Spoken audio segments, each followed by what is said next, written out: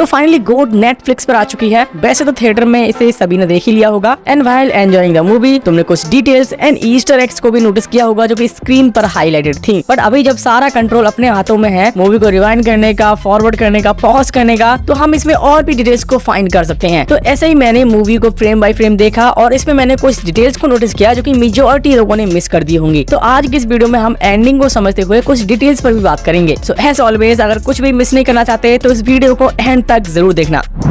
तो सबसे पहले हम एंडिंग पर ही आते हैं। यहाँ हमने देखा गांधी जैसे जीवन समझ रहा था वो एक्चुअली में एक क्लोन था। यहाँ जीवन एक्चुअली में गांधी का ही बेटा था जिसे मेनन ने बचपन में ही किडनैप करा लिया था। जीवन की जिस क्लोन को हम यहाँ पर देख रहे हैं उसे एक्चुअली में तैयार करने वाला है खुद जीवन, जिसे मेनन ने संजय नाम दिया है। अब कुछ लोग सोच रहे होंगे कि मेनन ने इसे संजय नाम क्यों दिया है, तो इसका आंसर हमें यहाँ पर मिलता है। जब ट्रेन ब्लास्ट में मेनन की फैमिली मारी गई थी तो उसमें हमें मालूम पड़ता है कि मेनन के बायोलॉजिकल बेटे का नाम संजय था। तो ऐसे जब मेनन ने जीवन को एडॉप्ट कर लिया तो उसे संजय नाम दिया। अब वैसे देखा जाए तो मेनन को सब पता है इन क्लोन्स के बारे में। वो कैसे? अगर हम यहाँ पर ध्यान से देखें तो ये वही लैब लोकेशन है जो हमें यहाँ पोस्ट क्रेडिट सीन में दिखाई गई थी जहाँ ये क्लोनिंग चल रही थी। अब यहाँ पर हमने पोस्ट क्रेडिट सीन में देखा रियल जीवन अपने ही एक क्लोन के साथ है और वो क्लोन फायरिंग प्रैक्टिस कर रहा है गांधी के एक पोस्टर पर। ये जो पोस्ट क्रेडिट सीन था जिसमें हमें ये वाला क्लोन दिखाया गया था वो एक्चुअली में मारा गया है। बिकॉज अगर हम यहाँ पर ध्यान दें जिस कैबिनेट में क्लोनिंग चल रही थी वहाँ लिखा हुआ था G103। इसका मतलब गांधी के बायोलॉजिकल बेटे को यानी जीवन को ही जीवन 1 बोला गया है एंड उसकी क्लोन्स को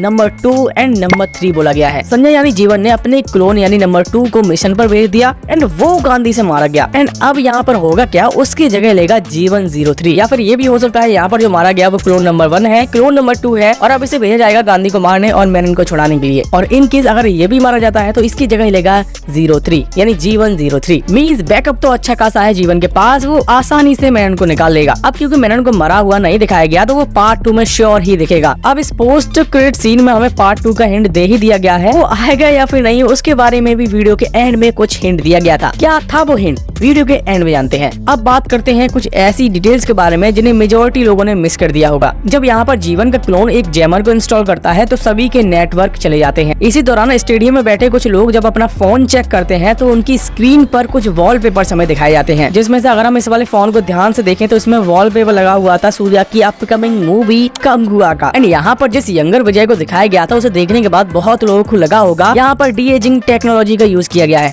बट ऐसा नहीं है। यहाँ पर बिहाइंड द सीन्स पे हम लोग देख सकते हैं कि ये एक्चुअली में विजय का रियल लुक है विदाउट एनी स्पेशल इफेक्ट। हाँ, यहाँ पर जब 23 ईयर ओल्ड विजय को दिखाया जाता है तो वहाँ पर डी एजिंग की गई थी एंड यहाँ पर भी ग्लिचेस थे जो कि आराम से नोटिसेबल थे। बट हाँ, द डिटेल इज ये जो लुक था थलपति विजय का वो एक्चुअली में उनका ऑफिशियल लुक था, यानी 23 ईयर की एज में वो ऐसे ही दिखते थे। फिर नेक्स्ट थलपति विजय ने जब अपनी पार्टी का फ्लैग लॉन्च किया था जिसमें हम नोटिस करेंगे एलिफेंट्स को, उसकी फोरशेडिंग मूवी में ऑलरेडी थी। लाइक यहाँ पर हम लोग देख सकते हैं गांधी जब यहाँ पर बैठता है तो उसके बैकग्राउंड में एक एलिफेंट का स्टैचू था। माइट भी ये एक कोइंसिडेंट हो सकता है बट ये नहीं। अब यहाँ पर ही देखो गांधी जब अपनी बेटी को कॉलेज ड्रॉप करने के लिए जाता है तो उसकी कार की नंबर प्लेट पर ये लिखा था CM 2026।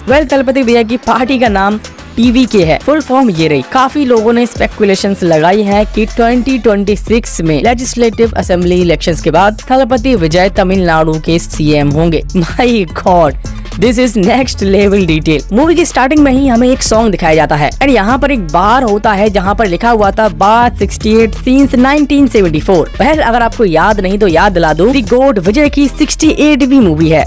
ये मूवी विजय की 68वीं मूवी थी तो यहाँ पर 68 एंड यहाँ जो 1974 था वो विजय का बर्थ ईयर था। फिर यहाँ पर हम लोग नोटिस करेंगे गांधी एक साइंटिस्ट का भेष बदलकर यूरेनियम को चेक करने के लिए जाता है एंड जो उसने मास्क पहना हुआ था ये फेस एक्चुअल में कैप्टन विजयकांत का था, जिन्होंने अपनी शुरुआत एक्टिंग से ही की थी लेकिन बाद में जाकर उन्होंने पॉलिटिक्स भी ज्वाइन की थी। एंड सेम पाथ पर थलपति विजय भी हैं। देन यहाँ पर मूवी के एंडिंग में हमें सुनने को मिला था थलपति विजय का एक dialogue, the game is over but only when I say it's over. Might भी ये एक हिडन मैसेज हो सकता है थलपति विजय का उनके फैंस के लिए कि वो इतनी जल्दी रिटायरमेंट नहीं लेने वाले। फ्यूचर में अगर उनकी मूवीज की डिमांड होगी then he will be there and जब उनका मन होगा हमेशा के लिए क्विट करने का तो वो क्विट करेंगे। लाइक हमें पता है कि वो LCU का पार्ट भी है तो LCU की फ्यूचर मूवीज में उनका कोई ना कोई कैमियो देखेगा ही दिखेगा। जब भी उनका मन होगा तो वो आगे भी दिखेंगे। बाकी कल आ रहा है भूल भुलैया 3 का ट्रेलर। इसका टीजर आ चुका है, उस पर मैंने वीडियो नहीं बनाई बिकॉज उसमें कुछ खास क्लैरिफिकेशन नहीं मिल पा रही थी। जैसे क्या यहाँ पर विद्या बालन एज अवनी रिटर्न कर रही हैं, जिसे हमने भूल भुलैया 1 में देखा था। एंड अगर ये एज अवनी रिटर्न कर रही है तो भूल भुलैया 3 की कहानी भूल भुलैया 1 से जरूर कनेक्टेड होगी। तो इसे जानने के लिए सबसे पहले मुझे इसके ट्रेलर को सही से देखना पड़ेगा बिकॉज टीजर में इसका कोई भी क्लैरिफिकेशन नहीं दिखता। सो मैंने वेट किया है तो थोड़ा आप भी कर लो। तो भाई लोग जल्दी मिलते हैं भूल भुलैया 3 के ट्रेलर ब्रेकडाउन में। बाकी अगर आपको वीडियो पसंद आई हो तो वीडियो को लाइक कर देना, चैनल को सब्सक्राइब कर देना ऐसी कमाल की वीडियोस देखने के लिए। आज के लिए